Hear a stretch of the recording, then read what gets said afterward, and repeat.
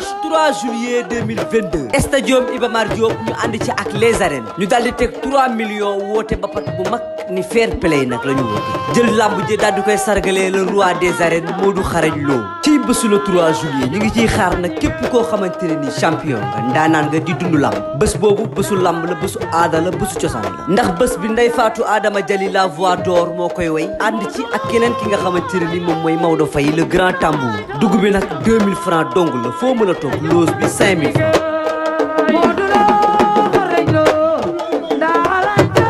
salaamaaleykum mbokk Sénégal salaamaaleykum mbokk internet Lutte TV ginnaaw bu ñu leen nuyoo rek di leen ziar di am mbégte rek ak contentement daanaka yéen saa su ne say programme Lutte TV tey nag ñu ngi fii seet si suñu benn grand frère suñu xarit ñu bokk jaxaaw bokk siin bokk boofu muy grand frère Malick grand maa ngi lay nuyu di lay ziar bàyyi ma baax rek nga nuyu ñu lay seetaan si Lutte TV. Boucar maa ngi lay fay di nuyu ñëpp ñi nga xam ne ñu ngi seetaan sa site bi seen site bi di Lutte TV ngeen yàgg di dox ci làmb nag vraiment gars yi jiitu fi gars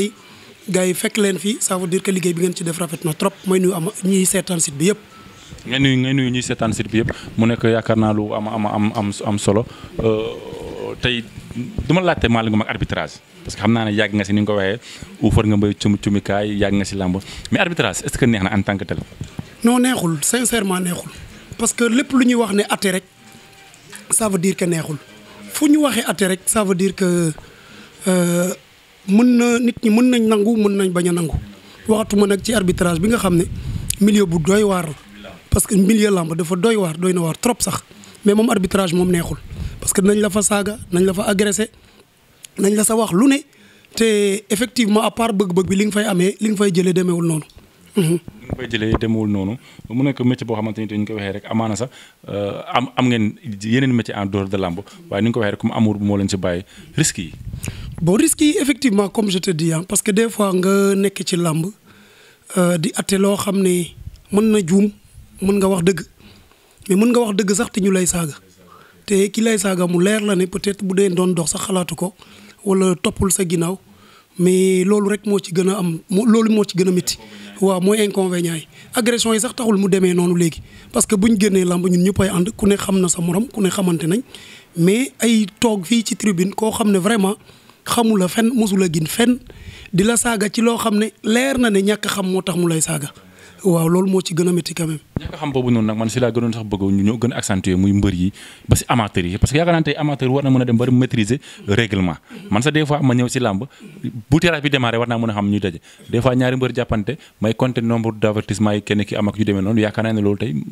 amateur war na ko assimiler waaye mbër tamit war na ko assimiler. effectivement comme ni nga ko waxee bu fekkoon li gënoon yombal suñu liggéey mooy ñëpp bokk ni ñu xamee règlement bi bu fekkoon ñëpp a ci tolloo xam-xam maanaam li ñuy atte ñun ñëpp a ci bokk yem dans ce cas ku juum aussi mën nañ la ne vraiment yow li nga def du noonu mais bu la dara jaralee aussi da nga jéem a gëstu pour gën ko xam comme ni nga koy defee ak ñeneen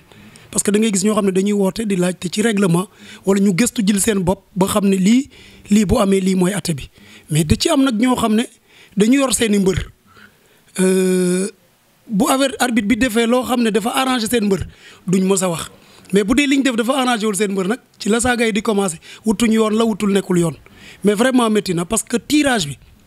ba fin bi amatul dara fuyu jàppale nit parce que tirage moo leen di boole bu ngeen tiré ba pare ku nekk war na xam pratiquement kan lay dajal ba mu yegg final boo jalgatee rek ku toog ci tribune bi te xam apparemment mën na xalaat ne ñi vraiment liñ tirage bi niñ ko jaarale du yoon. règlement bi tamit ñu gis ne am na yu bëri tamit maanaam yu ñuy yeesalaat des fois est-ce que nekkul tamit des fois loolu mooy andi réeróo yi ñuy gis diggante arbitrage yeeg yu demee noonu. bëri na ci parce que yenn saa yi nit wax ne règlement bi yor naa ko mais yor règlement bi taxul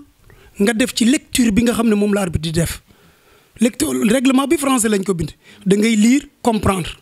mais boo liiree comprendre arbitre bi lire am ci compréhension te moom mooy atte man dama foog ne dafa jaadu. ñu jéem a laaji compréhension bi arbitre bi def lii bu amee nan lañ koy attee mën naa la ci jox benn firndeel rek dafa am lu ñuy wax passivité ci bëri maanaam mbër mi bañ a bëri bon xam nga ci règlement bi bu ñu bindee ne mbër mu def passivité dañ lay jox avertissement mais laata ñu lay jox avertissement dañ lay jox avertissement verbal dañuy wax ak yow ba pare doog la jox bu nga continuer ñu jox la avertissement mais xam nga bu ñemee ci passivité rek te yow xamoo xeetu passivité yi am yow mën nga réer xeetu passivité yi dafa bëri mën nga di daw contact mbër mi di dox sa kaw yow ngay dellu ginnaaw mën nga ngeen daje aussi nga bloqué combat bi yaa xam nga ndengeeñ ko jàpp bloqué rasu te defoo action loolu nit ki bu waxee yow nga continuer xeetu passivité la yaa xam nga bloqué ko ci bopp bi donc lépp loo xam ne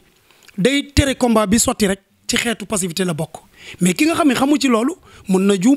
buy atte alors que arbitre bi am na bagage boobu nga xam ne moo tax muy atte waaw moo tax nag réeroo yooyu mooy indi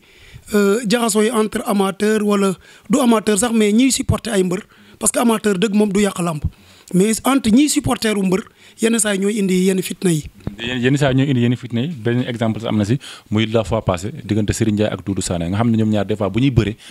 tension bi day yéeg koy muy xam naa muy yéen table technique bi ba si arbitrage yi ba si amateur yi mu nekk combat yoo xamante ni tey est-ce que des fois yomb na tey arbitre di ko gérer. effectivement xëy na ñiy supporter mbër yi ñooy yóbbu tension yi foo xam ne dafa romb cadre sport mais dañu war a jàpp ne lépp ci cadre sport la lamb la mbër daan na fi mbër mën naa citer par exemple ordinateur ak rëg-rëg seen jamono maa ngi leen di nuyu au passage ay champion yu mag lañ mais ordinateur rëg-rëg daan na ko ñaata yoon bëri na trop mais terewul toujours ordinateur fair play la mos di wane donc loolu dafa am solo parce que toll na ordinateur toll na jamono yoo xam ne jamono yi ñuy wax boo limee ñaari mbër ñetti mbër forcé nga boole ko ci champion yi donc loolu wàññiwul dara ci njàmbaaram wàññiwul dara ci champion donc il faudrait que nit ñi comprendre ne sport la nga gagné ma chaque jour du tere lii sama wërsëg ci lamb ma am ko mais nag ñu gagné ma ci loo xam ne atte arbitre bi la yow nga toog ci tribune di naan arbitre nu mu attee du noonu mën na am njuumte parce que mbër miy bëre ñoom ñaar ñi nga cité nii ma leen di nuyu au passage parce que ay champion yu mag lañ xëy na nekk champion moo tax seen tur yegg si fii mais mbër yiy bëre arbitre di atte arbitre biy atte di joxe avertissement yëgoowul ak table bi de mais loolu la nit ñi di fàtte arbitre dafa am loo xam ne moom la ko règlement may table bi am loo xam ne moom la ko règlement may table bi mën na mooy chefu arbitre yi bu gisee loo xam ne règlement moo leen ko may arbitre bi wàcc ci yoon moom mën na ko delloo ci yoon mais dafa am loo xam ne arbitre mën na ci table mën na ci intervenir am loo xam ne table mënu ci intervenir li nga xam ne table mën na ci intervenir mooy chute ñu yegg suuf table bi mu leer table bi ne arbitre bi dafa juum li mu atte soit mu jox kii jël wala mu jox kee jël mu leer table bi fekk mu gis combat bi dans ce cas bu arbitre bi joxee leneen dernier mot bi table bi la revenir table bi mën na woo arbitre ne ko déet joxal kee victoire wala reprendre le combat bi da nga juum. sans risque de dépose sans recours sans dara am mais day fekk mu wóor table bi te nag ñu jàpp ne table bi rôle am inscription mbër yi ci la commencé ngay tirage combat yi di baare ñi daanu di def programmation pour combat yi di ñëw parce que lamb bu yéexee ci table bi bu gaawee ci table bi la donc yenn saa yi mën nga di sëgg di baare ay combat chute am sa ginnaaw mënoo wax ne gis nga ko te mënoo contenté wu ci nit ñi nee nañ diw moo daanu donc dans ce cas bu dee gisoo da ngay obligé rek mbër mi def recours kese nga mën a jàpp pour jafandu ci mën a atte mais bu fekkee dañ ci teg bët moom loolu moom te mu wóor la parce que yow tamit boo nekkee table du man rek may nekk table ñeneen dañ fi ne mais dañ leen di wax chaque journée balaa ngaa kase verdict ko arbitre na la wóor à 99% wala 100% que effectivement yow yaa am dëgg après nga beddi arbitre bi te loolu neexul yow nga atte ñu ne li nga wax du dëgg mais neexul ci xol mais arbitre dañ koy accepter sportivement parce que dañu jàpp ne kii di kii lu baax rek lay def donc loolu coobare arbitre table la bu loolu weesoo avertissement dama bëgg amateur yeeg ñiy seetaan xam ne table du moom mooy dogal avertissement table mënu ci dara loolu ci coobare arbitre bi la lecture arbitre bi mooy am lecture ne diw mii bëriwul ma jox ko avertissement mooy gis ne diw mii génn na saaku yi ma jox ko avertissement moo gis ne diw mii dafa dóore ma disqualifier ko tu vois donc loolu bu koy def du day taggu table moom ci lecture boppam la te loolu bu ko xesee jël table mënu ci dara table bi assumé li arbitre bi def rek la mën a def. bu joxe xasee ba joxe avertissement table mënu ci dara. mënu ci dara table mënul dara ci avertissement te arbitre buy joxe avertissement aussi du taggu table parce que loolu cëram la ñu jox ko cëram li ñu mën kay bu combat bi passé ci suñu biir ñu toog réunion ñu dañuy dalante ne ko lii waroo koon def parce que kii moo def lii kii moo def lee loolu dañ koy def bu laajee ñu sanctionné la suñu biir sax dañ koy def nga toog dootoo arbitré mais duñ ko fësal aussi dañ lay teg na le continuer di gérer yow nga xool erreur bi nga def ndax métti na la nga jàngat ci pour que ëllëg boo ñëwaatee loolu du kii mais ci combat boobu ngay wax damay rappeler gars yi pour ñu ñëwaat ci fair play parce que fair play lamb bu yàqoo keroog lamb ji mënoon na yàqu te ñun am nañu charte boo xam ne ci règlement moo ñu protéger saa yu ñu nekkee ci lamb gis ne sécurité arbitre yi nekkul c'est menacé règlement may nañu ñu jël suñ bagage dem ñibbi arrêté lamb ci donc yow nga dagg billet toog ci tribune bi nga toog di sànni loo xam ne mën na tax lamb ji toj man dama foog ne loolu du solution parce que da nga war a xalaat ne promoteur bi ay millions la def dem fay police miser pour mbër yi def lu ne pour am ci dara. yow nga ñëw fay 3000 rek bëgg a billet bi nga fay di bëgg a sànni ba yàq lamb loolu vraiment jar na sóor mbër mi aussi nga xam ne moo war a gagné parce que àla kuli ali bu arbitre juumee c'est en faveur de benn mbër heure bu arbitre juumee rek pour benn mbër la mais mbër moomu wala yeneen mbër yi nga xam ne ñoo des ci compétition bi mais yaakaar nañ gagné ci lamb ji yóbbu seen kër bu lamb ji tojee kooku yàqal nga ko donc bu lamb tojee les grands perdants mooy promoteur bi ak mbër yi donc kii seetaan ngela mën nga wax lu la métti te doo yàq lamb waaw ñu bàyyi xel ne vraiment ñooñu ci lañ bokk saaga arbitre yi sànni leen ay xeer du loolu solution parce que ay nit lañ comme ñun ñëpp nit ñëpp ay juum mais mënoo yow nit ki gis ne lii mooy passivité mu joxe ko nga toog fee parce que da nga supporter mbër mais di sànni xeer vraiment loolu defarul lam te buñ góorgóorlu nag la nekk ci xeetu bëre yeneen xeetu bëre yi nga xam ne ñëpp a ngi xeex violence ya fa am maa ngi sentir ne ñu ngi koy indi. violence bi ñuy gis ci lutte simple gis ci yenn xeetu bëre yi te ñun ñëpp dañu doon bàkke ne bëre simple amul violence saaga arbitre agressé arbitre réglé wul problème bi mooy na ñëpp discipliné yow mi arbitre yow mi mbër yow mi amateur ñun ñi seq géew bi na ku nekk jiital discipline ci li ngay def xam ne lépp looy àtte yow ngay arbitre parce que nag dañ koy wax ñun duñu mës a ànd ak arbitre boo xam ne day xeex mbër man personnellement ak ñeneen arbitre bu décidé ne day xeex mbër ñu xam ko ñun suñ bopp ñoo lay teg fële parce que kenn bëggul nit ni lamb méttee nga waajal ko ñëw ñu xeex la xeex te mu leer la ne kii da lay xeex injustement loolu vraiment gëm naa ne nekkul ci xelu arbitre dama jàpp ne képp kuy arbitre rek dama koy jàppee comme sama bopp xëy na dafay ñëw atte te yàlla tax loolu mooy li nga xam ne moom mu war a yitteel ñëpp nañ yemale ñëpp moom la ñuy jéem nag parce que yemale dafa métti te da ngay atte ci kaw règlement te règlement bi ngay atte ni nga ko xamee ñeneen ñi peut-être xamewuñ ko noonu gis naa benn mbër di kaas ni ko diw daan na ko fi mën naa joxe benn exemple combat booy bi dëkk Ndaayaan Libidor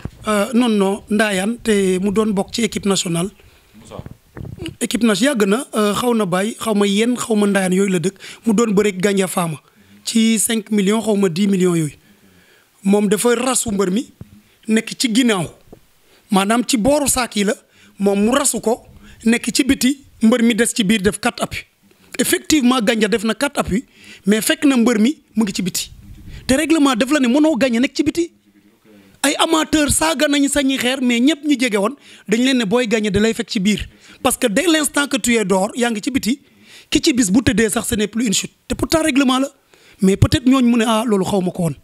donc am na mbër yu ñàkkee loolu te xamuñu ko moo tax booy saaga wala ngay ne ñii dañu juum na fekk yow nga am loo xam ne maîtriser nga ko. loolu même bu nekkoon bëri dóor sax mbër bi di la attaqué di sax boo ko dóoree mu daaw na fekk yow nga arrêté nga ba génn saako sax kon foofu chute amul.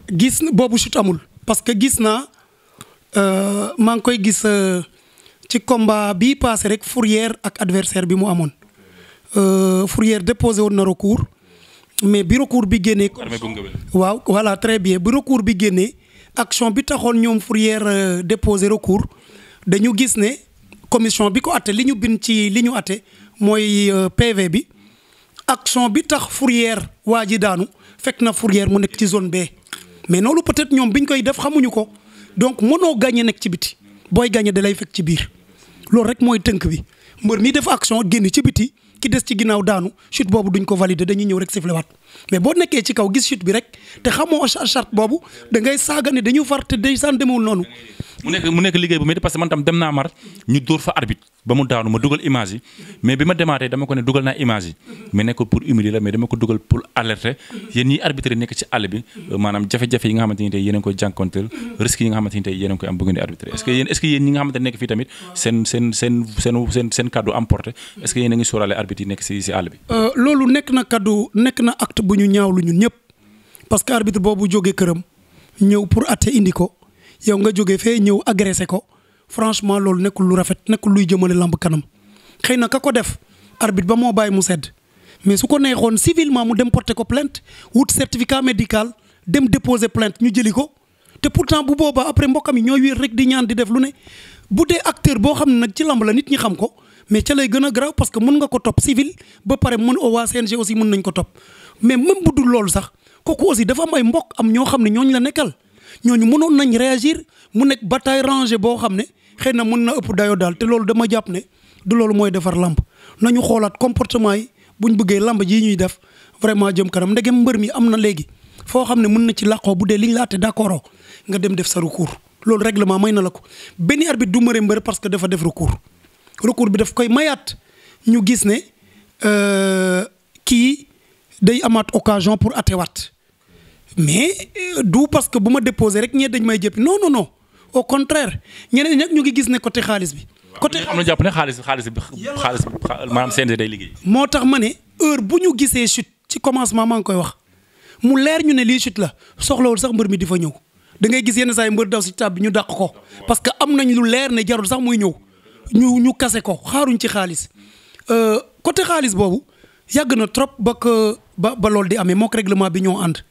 parce que xaalis boobu nga déposé ak recours bi nga def mooy buntu bi tax ñu attewaat la ci loo xam ne atte woon nañ ko ba pare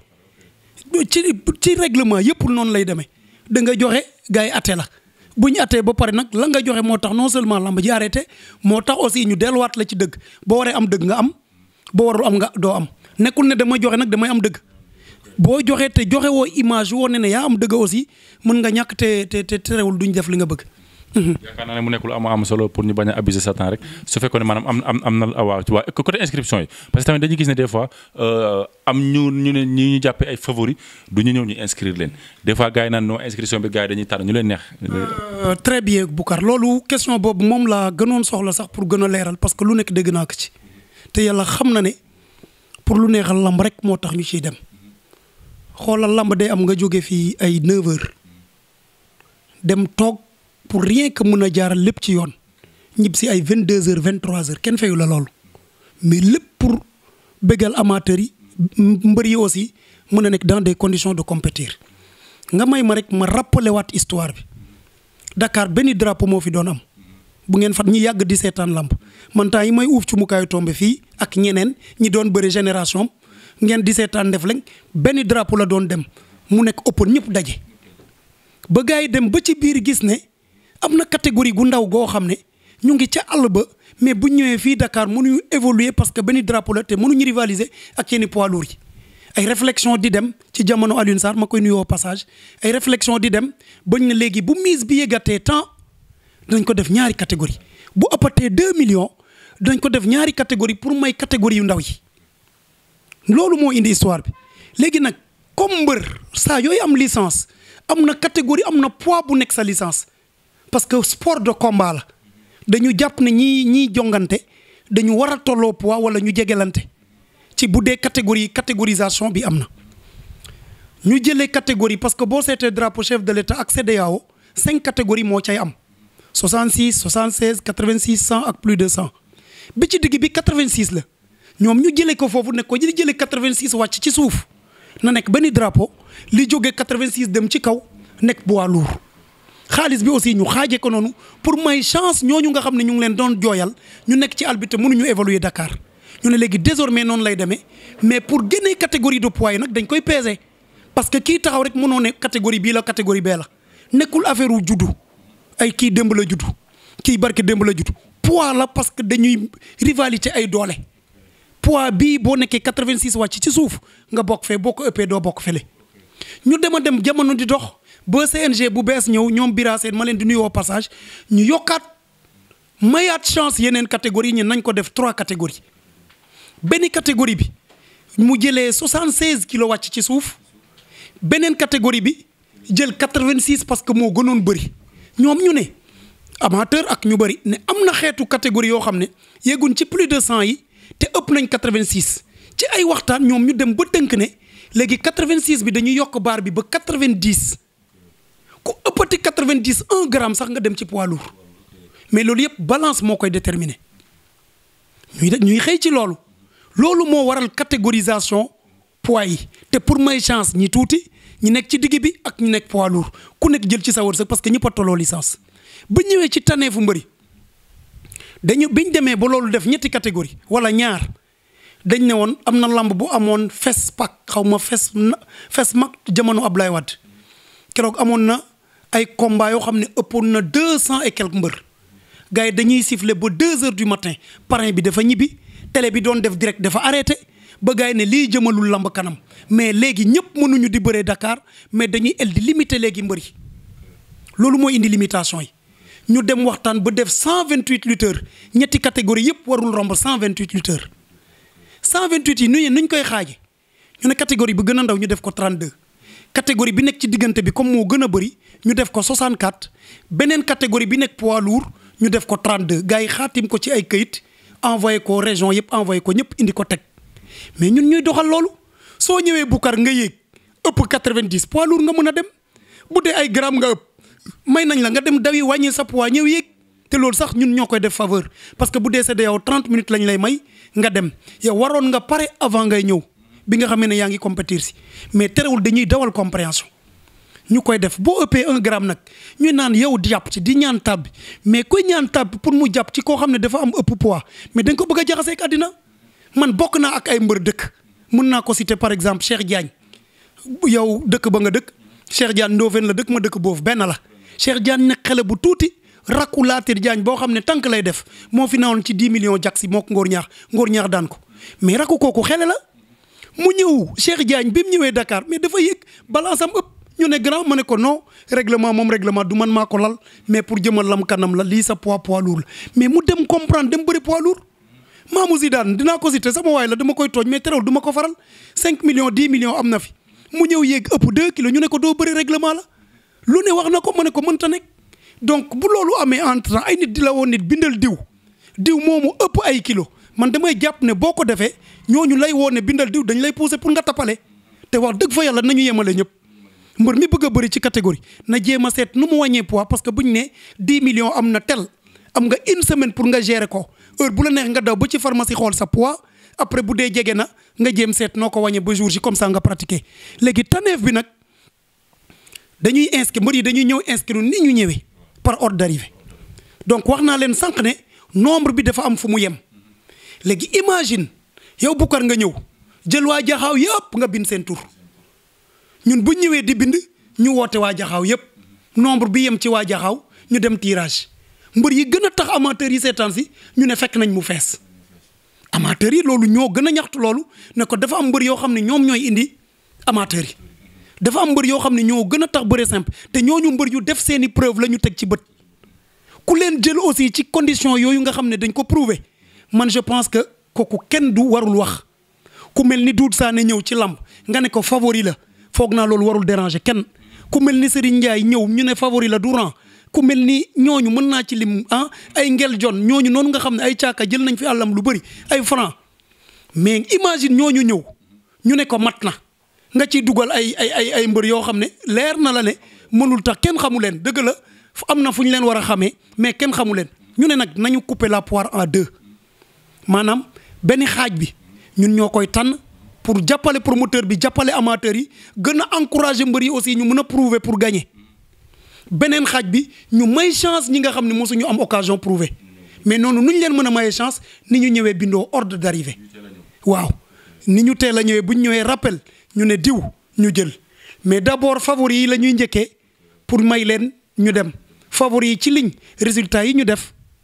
li tax ñu def ko parce que généralement ñooñu tax amateurs yi di seetaan si ñoom ñooy gagné ci lamb yi ñu basé wu ci résultat parce que chaque fois dañuy yor résultat yi dañ koy envoyé CNG à part résultat yi boole woon nañ ci critère équipe nationale parce que boo bokkee équipe nationale dem défendre couleuru réew mi fu ne wax dëgg fa yàlla fayuñ la lu ko jar mais couleuru réew tax ko nga ñëw ci mbapat au niveau local pour sa bopp war nga am mën a am faveur boo xam ne rendre nga ko service état bi beneen bi ñu encourager mbër yi pour ñun dem bokki drapeau chef de l'état parce que drapeau chef de l'état compétition la boo xam ne c'est national région bu ne indi ay favoris ñooñu ñëw bëre compétition ñooñu aussi ñu may leen ci cër fu moitié bi mote ñu continuer ak liste bi nga xam ne ñoom ñoo ñëw pour may ñooñu mosul bëre pour ñu daan ay champion mu ne mais imagine ñu jëloon ñooñu rang champion yee ñëw ñu ne binduñu leen moo tax damay gis ñu naan ànduma ci tànneef bi ñuy def ànduma ci lee ànduma ci mbër mu ñu tànn rek nga bokk ci favori am na lu ñu mën a wax ni looloo tax ñu tànn ko billaay walaay am na suñu waa dëkk yu bëri yoo xam ne dañu ñëw maa ngi leen di jégalu mais liggéey bi moo laaj loolu dañu ñëw rang foofu groupe du ma leen jël fenn parce que soit binduwuñ ci liste bële wala nekkuñ ci favori mais bu dee ku ma ci woo dama lay naan fexeel nga bindu ci liste ba bu dee bokkoo ci favori yi bu dee bokk na ci favori mu jot a prouvé gagné dans ce cas amul benn problème ñu boole ko ni ñu ko booleeg moromam yi parce que benn mbër mosul gagné ñu lekk ci moom 100 francs lu nekk dañ ko ciy dégg amul benn mbër bu mën a ŋaang ne yëkkati na 100 francs ma jël ko ci moom amul benn accompagnant mbër bu mën a yëkkati ne jël nañ ci moom 100 francs mais lu ne dañ ko ci dégg mais dañuy baal ñooñu xëy na loolu la leen seen xel may mais mën naa waat fu ma toll ne amul kenn ku xalaat ñu jël ci moom xaalis pour jéem a def naka sa dul noonu critères yii moo tax ñuy tànn pour béggal amateurs yi ñi ñu seetaan ñëw fekke ko bokk ci affaire bi après mayaat chance ñi nga xam ne mosuñ fi bëri parce que buñ defee benn bi bàyyi beneen bi amateurs yi wala promoteurs yi buñ gisee ne diw dugul et puis am na fu bëri dañuy jàppale mbër yi ak amateurs yi te xamuñ parce que da ngay gis benn amateur boo xam ne peut-être yor na bi yemee bëggul dugg pourtant kenn fayuma loolu damay jël avant affaire bi di commencer ma gis gars yi gée ma commencé ne poids lourd am nañu diw mais da ngay gis minute bi ci tegu mais da ngay gis gars yëpp daw si parce que audio yi dañuy daw ci groupe WhatsApp yi audio yi daw diw bindu na nga gis promoteur da ciy gis boppam. loolu mooy développé lamb sax. mais loolu la mais man lépp lu ma xalaat ne mën na promoteur bi jëriñoo ci amateur yi gis ci seen bopp mais ngelal nañu rafetal parce que bu yàqoo du mën la yàqul de lamb bu tojee premier combat bi terewul arbitre dinañ leen jox seen per diem xëy na mbër yi ñoo dul jot seen xaalis mais arbitre ala kuli ali dinañ jot seen xaalis donc nga toj ko yàqal mbër mi yàqal promoteur bi. vraiment loolu dama foog ne war nañ gën a xoolaat suñ xel te mbër yi aussi ñu leen di woo au fair play dafa am loo xam ne dañ koy tere ci làmb mais comme ci appréciation arbitre la dépendre mënoo jóge ci table bi ne ko defal lii waaw lii di mat boo matee dañ lay disqualifier lii di mbëkk boo mbëkkee dañ lay disqualifier lii di dóor yaa xam dóor loxo la coup daal lañ wax coup loxo coup mbëkk coup tànk bu arbitre bi jàppee ne coup la da lay disqualifier loolu du table moo ko yebal arbitre du table mooy wax arbitre ne def ko moom mooy gis ne lii la mu appliqué te bu ko xesee joxe rek disqualification moo ciy tegu ak lu mënti xew aussi bu ñu fàtte ne lamb yemul ci jour boobu am na yeneen lamb yu ñëw te am na ñu lay pousse nag nga yaakaar ne dañ la jege di la pousse ci fitna di la pousse ci lu ne nga sa yaram tàng nga def lu ne dama jàpp ne bu gars yi téye sa licence du man mais bu gars yi téye sa licence convoqué la say morom dañuy di bëre ñu teg la fële dem si porte ji beneen mbër yow yaay toog di rëccu te dama foog ne loolu jaru ko benn bés jaru ko bés ñëwoon na arbitre juum farak yow te waxoo ko kenn bés am na arbitre juum nga def naka sa dul noonu gisu ko mu rëcc nga gañe ci te kenn waxu la dara donc bu bés ñëwee mu dal sa kaw même boo koy ñaaw la aussi wa àndal ak gal dem féliciter sa adversaire xam ne xëy na bésu ñàkk la leneen mënoon la ci fak sport la loolu daal laay woote pour mbër yëpp ñu dawal compréhension xam ne sport bi yéen a ciy gagné amateur ñu ngi ciy gagné plaisir rek lañ ciy am parce que ñoom dañuy génnee seen xaalis mais le plus grand gagnant mbër miy compétir di yóbbu këram moo ciy gën a gagné. yaakaar naa ne am na solo waxtaan bi am na solo ni ma koy waxee rek man moom nee naa leen grand Malick ku ko fréquenté wul wala ku toogal ko moom mun a xam degré mbaaxaayam ouverture bi am si moom waaye ba tey des fois dañ ne si liggéey bi nag beneen Malick ngay gis xam naa ne traité boobu bi xam naa ne mooy daw si yaramam waaye ñu ngi lay si félicité rek di la ñaanalaate parce que yow tamit vraiment suñu cool grand nga boo xamante ni peut être bokk nga si ñu njëkk a dalal ni ñu gën a yaatal ñu ngi la siy bëggee di la ziar di la invité nag jaxaaw si tabaski ba deuxième jour. fàtte woon naa ko sax te loolu suñu bés la parce que tabaski 2 jours après képp kuy mbër rek nekk sama wëlëre wala nekk am ak man relation bu mënti doon maa ngi lay woo jaxaw tabaski bu tegee 2 jours ba Boucar képp kuy wax développement lutte simple franchement ci côté presse man dama ne ñoom ñoo initié lii il est le seul boo xam ne boobu dara xewul muy dem ay gànjaay ñu toog fii Dakar di xool la fay xew lépp luy xew ci région yi mooy dem ba xëy na site yëpp gën a bëri ñu leen di encourager ñoom tamit di leen ñaax liggéey bi rafet na mais yenn saa yi dañuy juum ci reportage parce que journalisme bii ngay def su ma la bëggee wax ne du nii nga war a poser question te man defuma journalisme maa ngi juum su ma deful formation arbitrage aussi arbitre am lu mu def d'office amoo données yooyu amoo base boobu mu am d'office nga ne dafa juum yow sa bopp mën nga juum parce que gis nga li ma wax léegi ki génn ci biti kii daanu ci biir mën naa am bëri na jaaku ay journalistes yoo xam ne peut-être xamuñu ko mais mënoon nañ dem ne waa ji daanu na mais arbitre dafa juum te xamul ne règlement moo wane ne kii bu nekkee ci biti mënul gagné te yu mel noonu mënoon nañ ci cité lu bari donc moo tax chaque fois prudence da ciy baax damay dégg sa genre yi ñu bëri naan nañ xaar ba xam li arbitre di def genre da ci am solo trop arbitre nag nit la mën na juum mais ñun dafa am njuum te yoo xam ne ñun dañ koy sanctionné buñ gisee ne da nga juum te yaa ko tey ñu gis ne yaa ko tey dañ lay sanctionné amul sax xaaral ma ñëw mais mën nga juum nag parce que da nga yaakaaroon te motul donc jaxaw daal ci lay tëjee may woo ñëpp ñu daje jaxaw parce que développement lamb la surtout ñi dëkk ci goxu siin ñun dañuy jógee jaxaw joxe boo fandan zone boobu yëpp njilaaseem ñëw chaque jour di fees Adrien Senghor waa ndegem am nañ nag koo xam ne mu ngi investir ay moyens suñu wetu dëkk mais nañ ko jàppale affaire bi gën a jàll may woo ñëpp mën. te drapeau Matar Ba Matar ku ko xam ne jaxaaw la dëkk fubal na fa góolu na fa arbitré na fa def na fa lépp. waaw suñu grand suñu monsieur le ministre Matar Ba ñu koy nuyu au passage ñuy naan bësam rek war na mën a tax ñëpp ñëw parce que mooy koo xam ne tayul te amul képp ku yëngatu ci làmb woo ko te jëlu la mu nekk koo xam ne il est à féliciter ñu gën ko encourager gën ko jàppale ci mission bi nga xam ne moom la dënk waa CNG. parce que bu lamb yàqoo buñ limee CNG ba pare xëy na dinañ ko lim parce que ci compétence am la nekk donc képp koo xam ne te wutul kenn boo jëlee sa téléphone woo ko tey mu décroché la te c'est pas donné à toutes les autorités ñu koy ñaanal comme drapeau am la ñu ciy woo ñëpp képp koo xam ne peut-être mës nga sax ak moom monsieur le ministre ay relation zone am la foofu la évoluer ba ñëw jaxaw Fatick nekk maire vraiment ñu ñëw jàppale ko jëmal bés boobu ñu ci woo acteur politique yeeg acteur sportif yeeg ñëpp ñëw jàpp ñu méngoo vraiment ñëw jàppale ko bés bi réussir. maa lay jaajëf. allez merci Boucar.